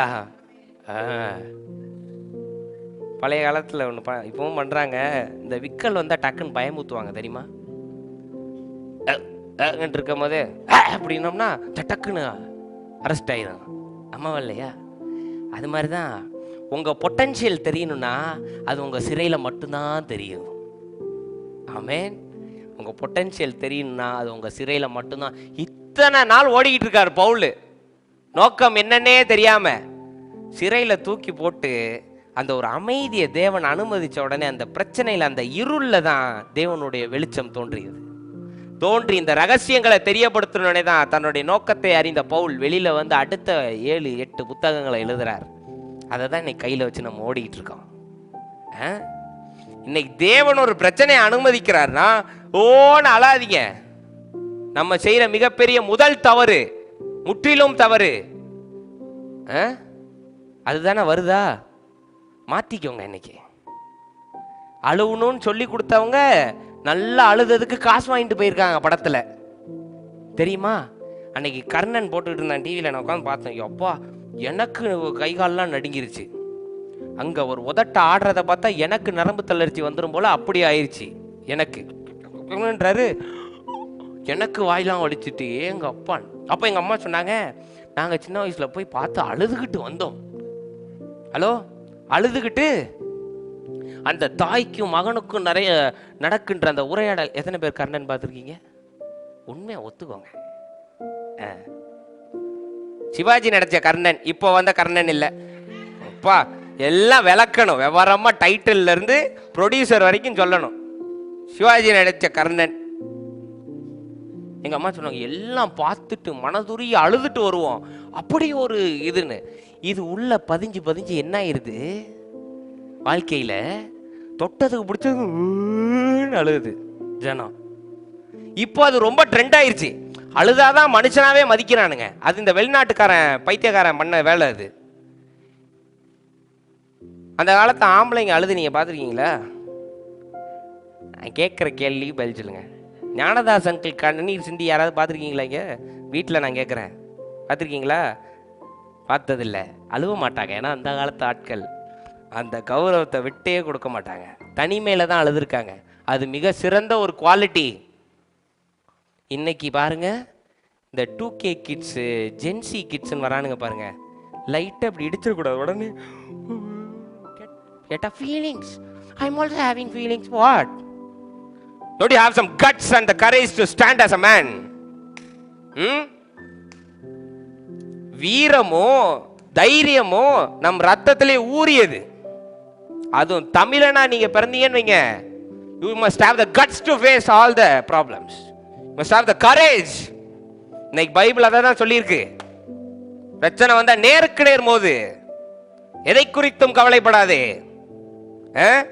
உலகத்தில் இருப்பவனை பார்க்கிலும் முன்னில் இருக்கிறவர் போரிடு அப்படின்னா, நீங்க முத வேலையா வந்து இதில் ஹை பிச், லோ பிச்சு, எக்கோலாம் வச்சாலும் எக்கோ தெரியாதா இஸ்ரமா உங்களுக்கு? அதாவது அழுக வரலைனாலும் அது டியூன் பண்ணி வச்சிருக்கோம் கரெக்டாக பிச்லாம். அந்த அழுக வந்து ஆரம்பிக்கும். அப்போ ரைட், இன்னைக்கு பெரிய சம்பவம் இருக்கு. யார் சொல்லி கொடுத்தா? அழுதா சாதிச்சிடலான்னு யார் சொல்லி கொடுத்தா? இன்னைக்கு உங்களுக்கு பிரச்சனையை தேவன் அனுமதிக்கிறார்னா சந்தோஷத்துடன் ஏற்றுக்கொள்ளுங்கன்னு யாக்கோபுல இருக்கா இல்லையா? இருக்கா? நான் எதுவும் புதுசா பேசுறேன்னா உங்க வேதத்தை நான் சொல்லிக்கிட்டு இருக்கேன். யாக்கோபுல இருக்கு. பிரச்சனைன்னு ஒன்று வந்தா அதை ரொம்ப மனசார ஏத்துக்கிட்டு மகிழ்ந்து களி கூறணும் இருக்கு. ஏன் சும்மா எழுதிட்டு போறாங்களா? இல்ல, ஏன்னா அந்த இடத்துல தான் உங்க வாழ்க்கையான நோக்கத்தையே தேவன் வெளிப்படுத்துவார். அல்லேலூயா. தாவீதுக்கு எவ்வளவு பெரிய பிரச்சனை. சாப்பாடு கொடுக்க போன இடத்துல கொட்டி போய் நிறுத்திட்டாங்க, அவ்வளவு பெருசுக்கு ஒருத்தன்ட்ட. ஆனா அன்னைக்கு தான் அந்த நோக்கமே வெளிப்பட்டுச்சு. அன்னைக்கு தாவீது வரல, கோலியாத் வந்து கத்தலன்னு வைங்க, நீங்க படிச்சிருப்பீங்க, சங்கீதம் பாட்டு பாடியிருப்பீங்க. இன்னைக்கு பிரச்சனையை தேவன் அனுபவிக்க நன்றி சொல்லுங்க. இன்னைக்கு பிரச்சனை இருக்குல்ல, ஆண்டவருக்கு ஒரு நன்றி சொல்லுங்க. கொடான கோடி நன்றி. அதுக்கு மட்டும் வாய் வராது. நன்மையை கொடுங்க ஆண்டவரே, வீடை கொடுங்க, நன்றி சொல்றோம். பிரச்சனையை தந்தா சொல்ல மாட்டோம், சொல்லுங்க. அதுல தான் உங்களுக்கான ஆசீர்வாதமே அடங்கி இருக்கு. அல்லேலூயா. பிரச்சனையை கொடுக்கிறார் பாருங்க. அதனாலதான் வெளிப்படுத்தின விசேஷம் 3ஆம் வசனத்துல இருக்கிற, ஜெயம் கொள்ளுகிறவன் எவனோ அவனுடைய பேர் பிதாவின் முன்பாக அறிக்கையிடப்படும். அல்லேலூயா. இன்னைக்கு நம்மளுடைய பிரச்சனையை பெரிய ஒரு செட்பேக்கா பார்க்காதீங்க. பெரிய ஒரு பிரச்சனை இன்னைக்கு ரப்பர் பேண்ட் இப்படி பின்னாடி ரொம்ப இழுத்தாதான் அதோடைய வேகம் ஜாஸ்தி இருக்கும். ஆமாவா இல்லையா? எத்தனை பேர் கேரம் போர்டு விளையாண்டுருக்கீங்க? விளையாடுங்க, சூப்பரான விளையாட்டு. ஒரு நாள் விளையாடுவோம் நம்மலாம். கேளுங்க, கேரம் போர்டில் இப்படியே ஸ்ட்ரைக்கர் பக்கமே இப்படி வச்சு இப்படி தள்ளி விட்டா போகுமா? நல்லா பின்னாடி இப்படி இழுத்து இப்படி அடித்தாதானே போகும். ஆமாவா இல்லையாங்க? சில பேர் இப்படி விளையாடுவாங்க. ஆமாவா? கை இப்படி இப்படி நகத்தோடு இப்படி உள்ளே போகும். எங்கள் அம்மாலாம் வேற மாதிரி விளையாடுவாங்க. வச்ச வேகத்துக்கு இப்படி அடிச்சிருவாங்க. சல்லட்டு பாதை எங்கிட்ட போய் விழுவுது. புரியுதா உங்களுக்கு? இன்னைக்கு தேவன் உங்களை பின்னாடி லைட்டாக இழுக்கிறாருன்னா உடனே போச்சு, வாழ்க்கை போச்சு, முடிஞ்சு போச்சு, நான் பாவி ஆயிட்டேன், நான் இதாயிட்டேன். உடனே சர்ச்சுக்கு வந்து நான் பாவம் செய்தேன் அநியாயம் இப்படி பாடினா மன்னிச்சுடுவார் ஆண்டவர். எதுக்கு இதை அனுமதிச்சார் அப்படின்றத கண்டுபிடிங்க இன்னைக்கு. இந்த பிரச்சனையை ஒரு சின்ன பையன் ஒரு தன்னுடைய வீடியோ நான் பார்த்தேன் இந்த வாரம். தன்னுடைய கூட பிறந்தவர்கள் வந்து ஒரு 3 பேர். அந்த பையனுக்கு ஒரு 10 வயசு தாங்க. கூட பிறந்தவர்கள் பார்த்தீங்கன்னா 12 வயசு 13 வயசு அப்படி இருக்காங்க. அந்த பையனுக்கு கேன்சர். அதில் சண்டையிட்டுக்கிட்டு இருக்காரு. அந்த பையனை இன்டர்வியூ எடுக்கிறாங்க. என்ன நினைக்கிறீங்க இந்த கேன்சர்? நான் ஆண்டவருக்கு நன்றி சொல்கிறேன், இதை வந்து என் அண்ணனுக்கோ என் தங்கச்சிக்கோ இதை கொடுக்கலன்னு. ஏன் தம்பி இப்படி சொல்கிற? கேன்சர் உனக்கு வந்திருக்கு. இல்லைங்க, என்னால் இதை தாண்ட முடியும்னு தேவனுக்கு தெரிஞ்சிருக்கு, அதனால எனக்கு இதை அனுபவிச்சிருக்காரு. நான் தாண்டிடும், அவங்க தாண்ட முடியுமா அப்படின்னா. ஒரு சின்ன சிறுவனால இவ்வளோ தூரம் பேச முடியும்னா இன்னைக்கு இத்தனை வருஷம் வேதம் படிக்கிற நம்ம பிரச்சனையை பார்த்து ஏன் அஞ்சணும்னு நான் கேட்குறேன். பிரச்சனையை தேவன் அனுமதிக்கிறார்னா கைத்தட்டி ஆர்ப்பரிங்க. ஏன்னா that is your promotion. Problem is your promotion, it is not a failure. தேவன் பிரச்சனையை அனுமதிக்கிறார்னா அடுத்த கட்டத்துக்கு உங்களை நகர்த்தி கொண்டு போறாருன்னு அர்த்தம். அல்லேலூயா. திருடன் எந்த வீட்டிலங்க திருடுவான்? காலி வீட்லையா? ஒன்றும் இல்லாத வீட்லையா திருடன் திருடுவான்? எங்க பணம் ஜாஸ்தி இருக்காங்க தானே திருடுவான். உங்கள்கிட்ட ஸ்டஃப், உங்களுடைய கிருபை, உங்களுக்குன்ற ஐஸ்வர்யம் ஜாஸ்தி தேவன் அனுமதிச்சதுனால தான் உங்களுக்கான பிரச்சனை ஜாஸ்தி ஆகுது. ஆமேன். இதற்கு எங்கேயாவது ஆதாரம் இருக்கா? இருக்கு. தேவன் கதரேன் பகுதிக்கு சென்று பேய் பிடித்தவனை குணமளிக்க செல்லான்னு படகுல போகும்போது மிகப்பெரிய ஒரு அலை உண்டாகுது. ஏன்னா அவன் விடுவிச்சுட்டா அவன் ஒரு பெரிய கூட்டத்தை ஆண்டவர் பக்கம் திருப்பிடுவான். அதனால தேவனை போக விடாம அந்த ஒரு யுத்தம். தேவன் அதை கடந்து, ஐயோ ஒரு புயல் அடிக்குது வாங்க வீட்டுக்கு திரும்பவும் திரும்பல, அதை கடந்து சென்று மிகப்பெரிய ஒரு அற்புதத்தை நிகழ்த்துகிறார். அதனால இன்னைக்கு ஒரு பிரச்சனை வந்தா டோன்ட் கெட் சேட். இன்னைக்கு பிரச்சனை வந்தா தேவன்கிட்ட போய் முதல்ல கேளுங்க, இதை என்கிட்ட அனுமதிச்சதுக்கு ரொம்ப நன்றி. ப்ரொமோஷனை கொடுத்துட்டீங்க, இப்போ இதுல என் நோக்கத்தை எனக்கு தெரியப்படுத்துங்க. Help me to know the purpose of this problem and purpose of life. அதை கண்டுபிடிச்சிட்டீங்கன்னு வைங்க, உங்களை நிறுத்த யாராலையும் முடியாது. ஆமென். தாயா இருக்குங்க, வயசு ஒரு 60 இயர்ஸ் தாண்டினவங்களா இருங்க, கவலையே கிடையாது. ஒவ்வொரு கட்டத்துக்கும் ஒவ்வொரு நோக்கம் தேவன் வைத்திருப்பார். அதனை புரிந்து கொண்டு வாழ்க்கை வாழ்ந்தால் போதும், நீங்கள் கிறிஸ்துவை நிலைநாட்டி விட்டீர்கள், அவ்வளவுதான். ஆமென். இன்னைக்கு போய் ஒரு பிரச்சனை அனுபவிச்சா இனிமேட்டு என்ன பண்ணக்கூடாது? முதல்ல என்ன சொல்லணும்?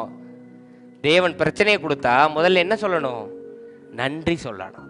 ரெண்டாவது, உங்க நோக்கத்தை கண்டுபிடிங்க. அல்லேலூயா. செய்யக்கூடாத காரியம் என்ன? சத்தமா சொல்லுங்க, பக்கத்துல பார்த்து சொல்லுங்க, பக்கத்துல பார்த்து சொல்லுங்க. அழுக கூடாது. பல்ல கடிச்சிட்டே சொல்லுங்க, அழுக கூடாது, அழுக கூடாது. ஆமென். ஒரு கேள்வி இருக்கலாம், ஏன் கஷ்டத்தை கொடுத்து தான் ஆண்டவர் நமக்கு கொடுக்கணுமா? அன்னைக்கு ஒரு படத்துல ஒரு டைலாக், கஷ்டத்தை கொடுத்தா ஆண்டவர் நமக்கு பணத்தை கொடுக்கணும்னா அப்படிப்பட்ட அல்ப ஆண்டவரா நம்ம ஆண்டவர்னு ஒருத்தன் கேட்டுக்கிட்டு இருந்தான். வேதம் ஒன்று சொல்லுது, என்ன தெரியுமா? நொறுங்குண்ட இருதயங்கள் இருக்கு பாருங்க, அங்கதான் தேவன் பிரவேசிக்கிறார்னு இருக்கு. அல்லேலூயா. அதனால ஒரு பிரச்சனை உங்களை உடைக்குதுன்னா நீங்க சந்தோஷப்படணும், தேவன் உங்க அருகில் இருக்கிறார். That's a secret. Amen. God is closer. பிரச்சனை ஜாஸ்தி ஆகும் போது தேவன் ரொம்ப பக்கத்தில் இருக்காருன்னு அர்த்தம். அனுமதிச்சு புலம்பாம அனுமதிச்சிருக்கீங்க, என்னால் தாண்ட முடியும்னு தெரிஞ்சுதான் கொடுத்துருக்கீங்க. நவ் டெல் மீ, இதுல இருந்து நான் என்ன கத்துக்கணும்? இதுல இருந்து நான் என்ன வெளியில எடுத்துட்டு போனோம்? இதோடைய நோக்கம் என்ன அப்படின்னு நீங்க கேளுங்க. அதனால் ஆசீர்வதிக்கப்படுகிற சிலராக இருந்தாலும் அது நாளடைவில் பெரிய அறுவடையாக உங்களுக்கு அமையும். ஆமென். அல்லேலூயா. நீங்கள் செய்கிறது ஒரு 4 பேருக்கு தெரியலனாலும் அது பல யுகங்களை தாண்டி அது உங்களை வந்து திரும்ப அடையும்.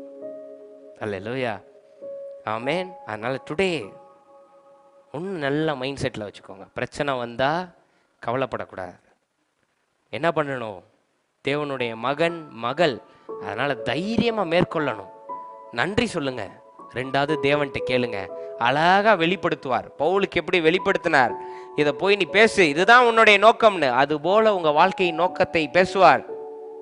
குடும்பத்தை கட்டு, நல்ல மகனாக இரு, தாயும் தந்தையும் கனம் பண்ணு, இதை செய் அதை செய். சாதா வேலையாக இருக்கும், அதை செஞ்சாலே கிறிஸ்தவம் உங்களுக்குள்ள அளவு கடந்து பாஞ்சு ஓடும்.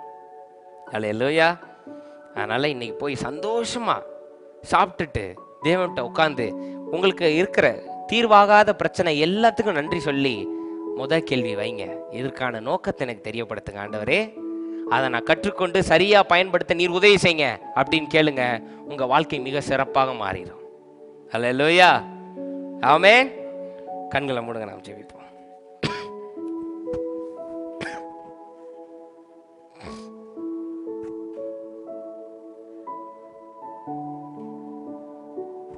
ஆண்டவர் அனுமதிக்கின்ற பிரச்சனைகளுக்கும் சிறைகளுக்கும் முதல்ல நன்றி சொல்லுங்க. நன்றி ஆண்டவரே, என் நோக்கம் தெரியாமல், எங்கள் வாழ்க்கையின் அர்த்தம் தெரியாமல் நாங்கள் வாழ்ந்து கொண்டிருந்த இந்த நேரத்தில் எங்களுக்கு ஒரு பிரச்சனையை அனுபவித்து, ஒரு சிறையை அனுமதித்து, அதன் மூலியமாக எங்கள் நோக்கத்தை நாங்கள் புரிந்து கொள்ள நீர் உதவி செய்தீரே. உங்கள் கோடி நன்றி நாங்கள் செலுத்துகின்றோம். கேட்டுக்கொண்டிருக்கின்ற அமர்ந்திருக்கின்ற அனைவரையும் நான் ஆசீர்வதிக்கின்றேன். பிரச்சனையின் பொழுது துக்கம் அவிசுவாசத்தின்படி திரும்பாமல் தைரியமாக நன்றி சொல்லவும், அதனை மேற்கொள்கின்ற பலத்தை நீ தந்தருளும். இவர்கள் ஒவ்வொருவரையும் நான் ஆசீர்வதிக்கின்றேன். பொறுப்பெடுத்துக் கொள்ளும். உன் பலத்தினால் இடைக்கட்டும். இயேசுவின் நாமத்தில் கேட்கிறேன் ஜீவனுள்ள நல்ல பிதாவே. ஆமென். ஆமென். அல்லேலூயா. பக்கத்தில் பார்த்து சொல்லுங்க, சிறையில் உங்கள் நோக்கத்தை கண்டுபிடிங்க சிஸ்டர். சிறையில் தான் உங்கள் நோக்கம் அடங்கியிருக்கு. Your purpose is in your prison. Find it. God bless you.